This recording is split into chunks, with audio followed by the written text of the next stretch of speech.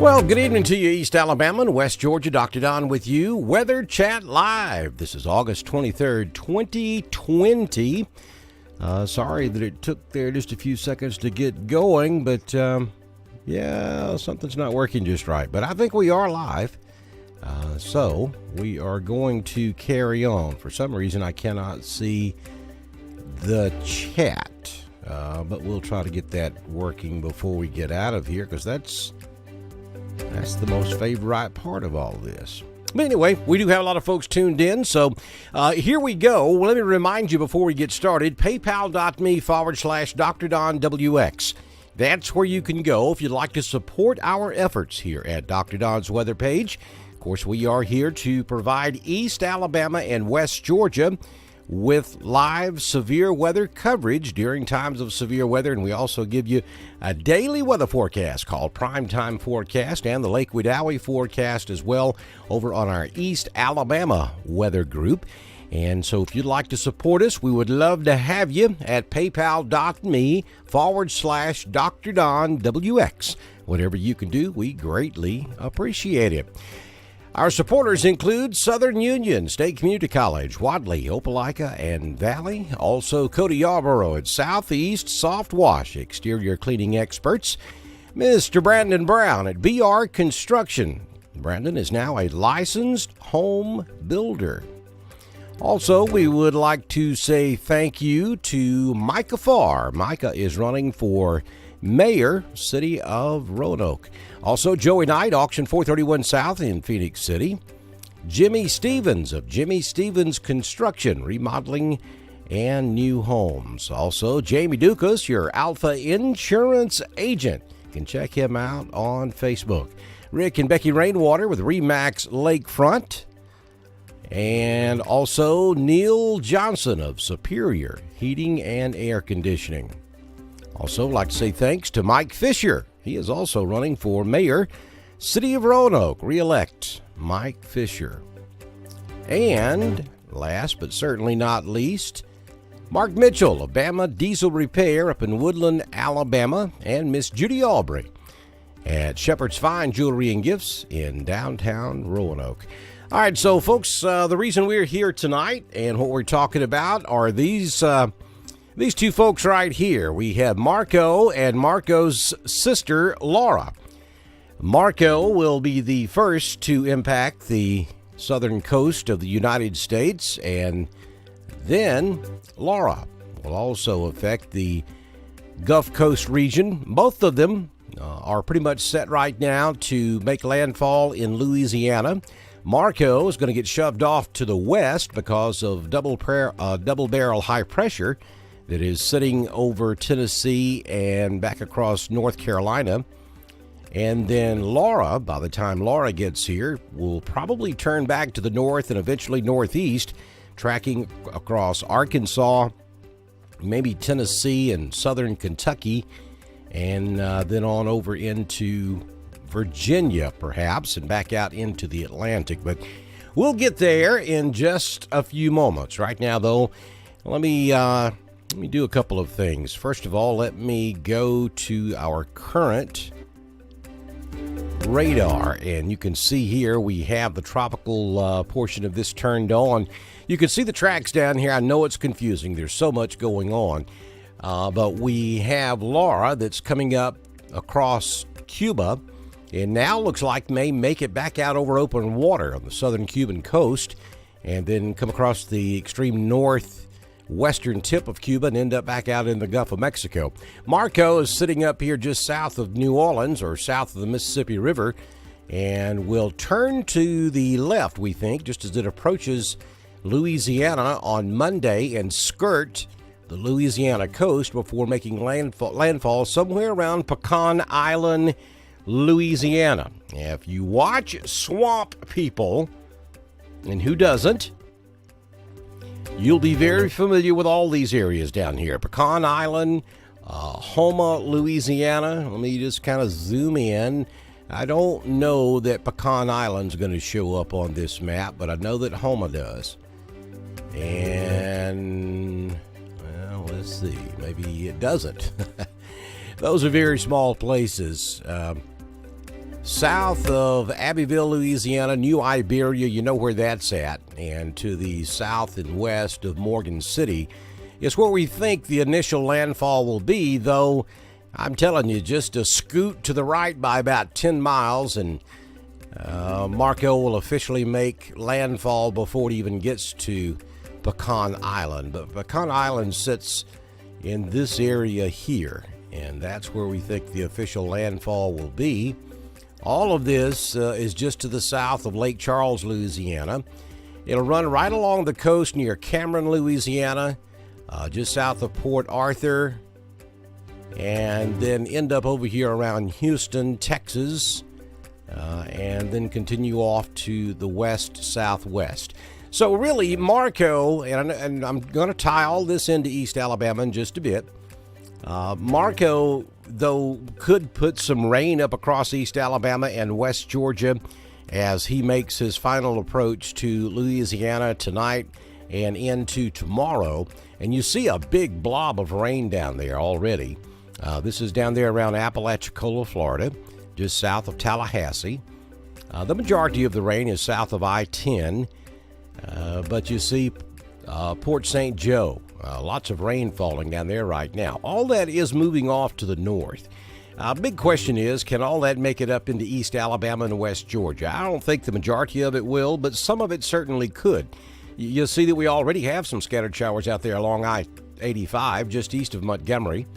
And then back over toward Macon and south, we do have scattered showers, most of which is very light. And all that is generally moving up to the northwest. We'll put this in motion. It takes just a few minutes for it to catch up. And then we'll see, you can see right there that it's very slowly migrating north. Not a fast progression at all. So if we get any of this stuff up into East Alabama, it'll be a while before it gets there, though we do have one small shower forming up there right now around Wadley, or just north of Wadley. We'll look at that a little closer in a few minutes. But backing back out, I want to show you what Laura is expected to do because, it's going to be a 1-2 punch with Marco first, and that will be landfall probably in the afternoon tomorrow. And then we're looking at Laura making landfall late Wednesday, just south of Lake Charles or near Pecan Island. And so we're probably looking at about a 48-hour separation between these two. There was a time yesterday it appeared that they might make landfall just a few miles away from one another at about the same time, or within a couple of hours of one another. But Laura has gotten slowed down a little bit, and there's a couple of reasons why. One, Laura has spent a good bit of time over mountainous region down there in Puerto Rico, and now about to encounter some pretty heavy mountains in Cuba.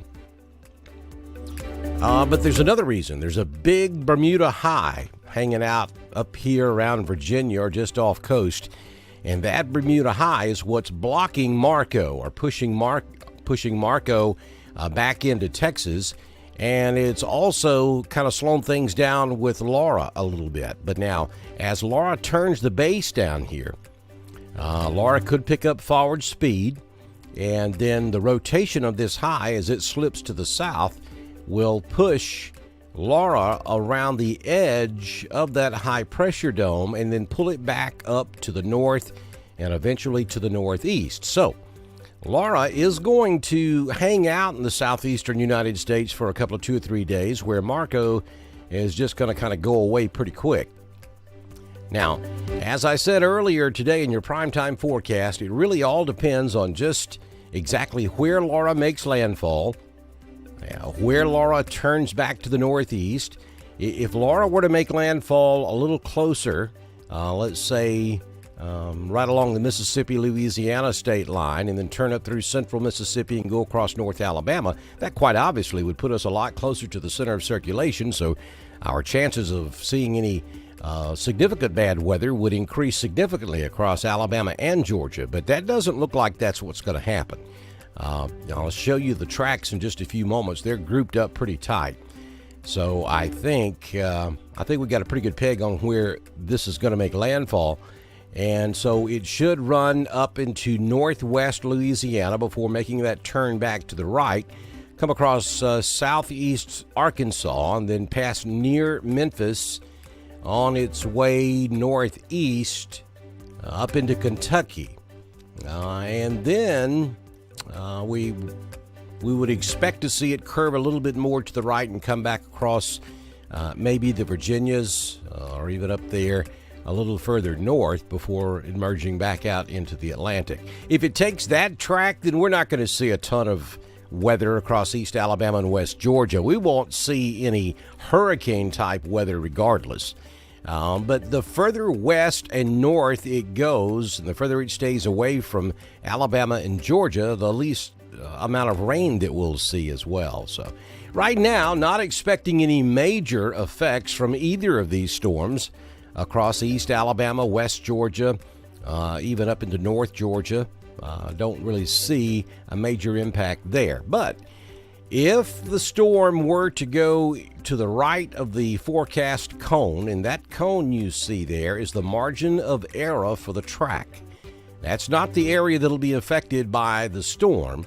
That is the margin of error for the track. So if the track of the storm were to take that right-hand side and curve right along that white line there, come back across Birmingham and end up in northwest Georgia, that, of course, would change the ball game completely for what we would see in East Alabama and West Georgia. If it goes to the left of the cone and rides this line all the way back over here and makes landfall south of Houston and goes up through Dallas, then that pulls it even further away from us. Right now, the Hurricane Center splits the difference and puts it right there in the middle of that forecast cone.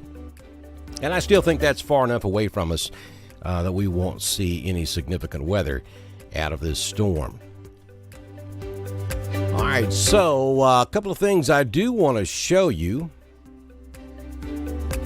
while we are doing this live update. I want to take you over to a couple of weather cams.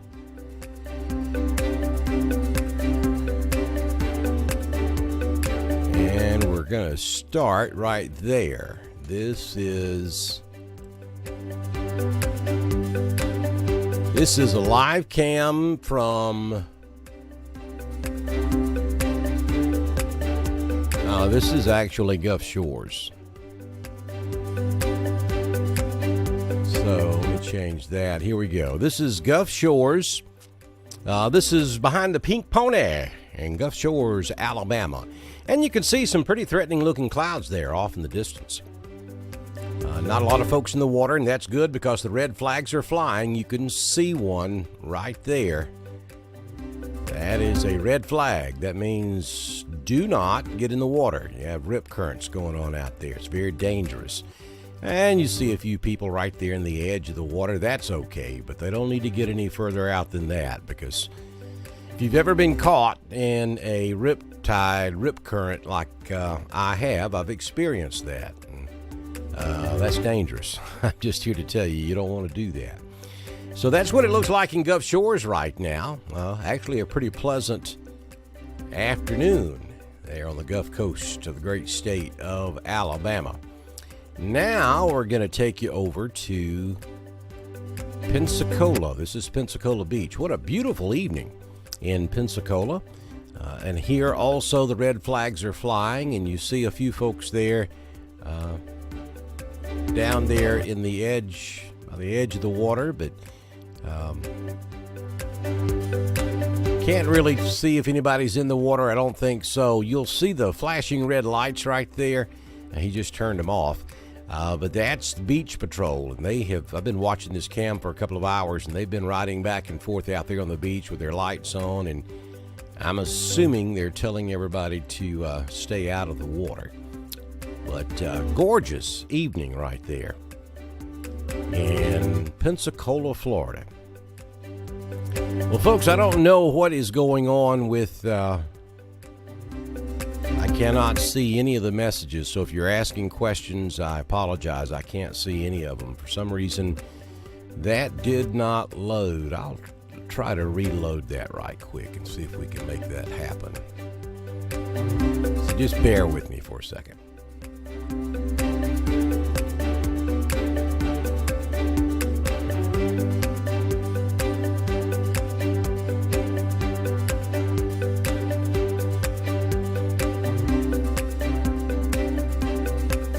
So here's the latest information. Marco is at 25.8 north, 87.8 west, if you're plotting this on a map. About 240 miles south-southeast of the mouth of the Mississippi River. Or about 395 miles southeast of Lafayette, Louisiana. Maximum sustained winds are 75 miles per hour. Present movement is to the north-northwest at 13 miles per hour. Minimum central pressure 991 millibars, or 29.27 inches of mercury. And there you see, this was the 4 o'clock position. We expect it to maintain hurricane status, just barely a Hurricane 1 status hurricane, and then make landfall again right there along the around Grand Isle, back over to Pecan Island, and then just kind of skirt the Louisiana coast, back over to the Texas-Louisiana border, and then across Houston as a depression. And that landfall will come sometime in the afternoon on your Monday, probably mid to latter part of Monday afternoon when landfall takes place. Here is the latest satellite shot of Marco, and you can see some of that shear getting involved with the storm. You look at the end of this loop, not nearly as impressive as it was earlier today. I mean, that thing blew up this morning.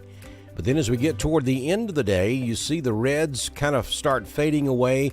You don't see those bubbling clouds, and as a matter of fact, the only reds that are left are over on the right-hand side of the storm. It looks like a little dry air may be trying to work in, too, looking at this satellite loop. Now, we know that we have winds aloft that are blowing the tops of the storms off. That's very obvious. You can see all this convection over here well to the right of the center of circulation blowing up, and that's going up there, up around Apalachicola. And there was some discussion this afternoon, as strange as this is, but it is 2020, so there was some discussion this afternoon that this thing could be reforming way up here around Apalachicola, because you see all that convection. You see it kind of die down where we have the center of circulation pegged, and then just explode up here around the Big Bend area of Florida. But those who are way smarter than I say that is not what's taking place. We'll keep an eye on this thing through the overnight hours. That would be crazy if that were to happen. So here we go with the latest spaghetti models for Marco, which is now a Category 1 hurricane. And, the spaghetti models are not quite as well grouped as they were in the morning update, but they're still pretty close together. We're pretty confident landfall is going to be somewhere along the Louisiana coast, and then curving back into Texas, though more models now show it going back north instead of continuing off to the west, and there will be a very, very small window of opportunity for that to happen. But the general consensus is that it will continue to go off to the west and maybe even turn back to the southwest. So if you're watching that pink line, the red line, and the orange line up there, those are all outliers and are not part of the general consensus, which is what you look at when you're looking at spaghetti models. Everything pretty much has it going off to the west and southwest. And then one more stop with Marco, and this is going to be the intensity charts, and you see it goes to Category 1, just hangs out as Category 1 for just a few hours, not long at all. Then it drops off and goes back down to tropical storm status. And And we've got 1, 2, 3, 4, about 5 models that keep it up there at Category 1, just barely, for several hours.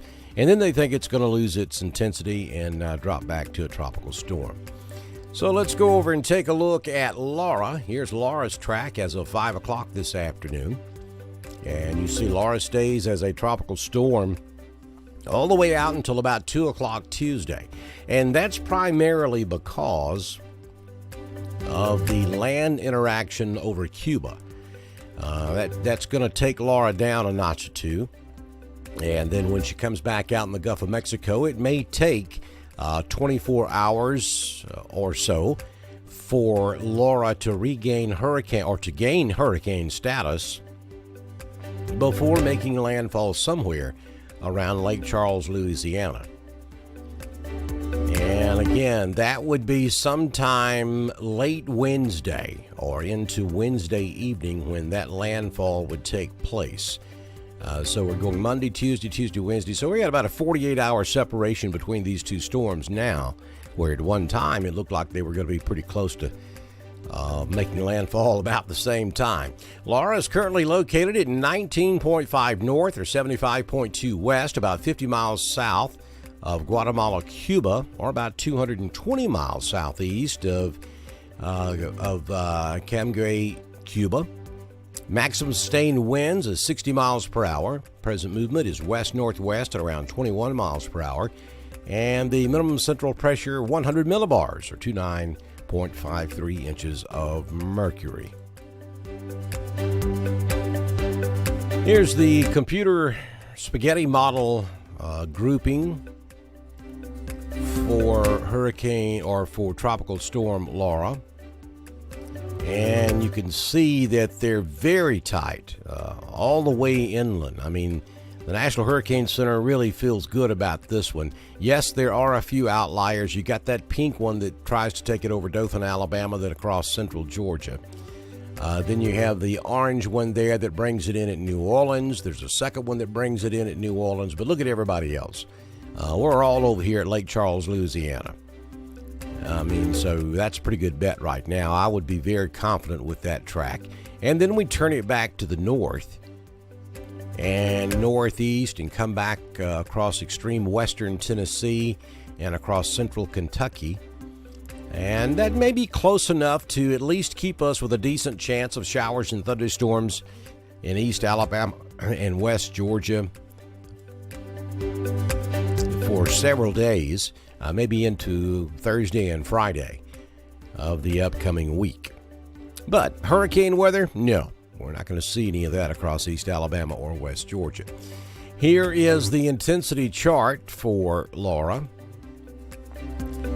And again, the general consensus is a strong Category 1 or a weak Category 2. You do have one outlier that jumps it up there to Category 4. We have a second one that does a Category 3.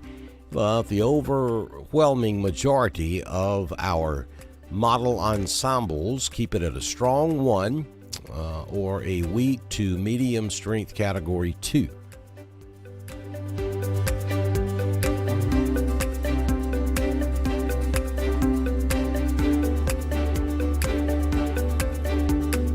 Carrying you back up here to Pensacola Beach, Florida. I just got to show you that. Is that not gorgeous?